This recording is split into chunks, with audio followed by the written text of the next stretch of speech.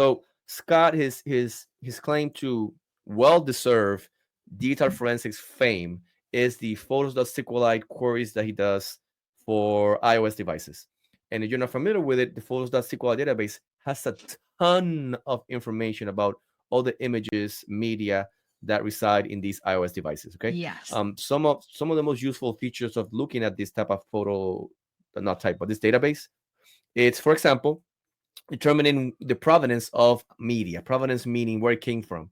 And I love it because you could see there like the media, you can see the bundle ID that would generated it, some metadata about it, if that media has been altered in different ways, or if it has been placed with another name at other locations, right? Because if you're not aware of it, iOS devices will show you, I don't want to say thumbnails, but renderings of images, Yes. and it will save it with different names in different places. Now, Photos Hmm. of SQLite allows you to correlate all those file names and files to the original photo that those are rendered or derived from. I mean, there's a ton of information. It's a ton of queries. Some of these queries have thousands upon thousands of rows of pertinent information. So, oh, and another thing, these queries are different, can be different from one iOS version to another. So the query that work in iOS whatever 17 might not work in iOS whatever 18 or whatever the number is.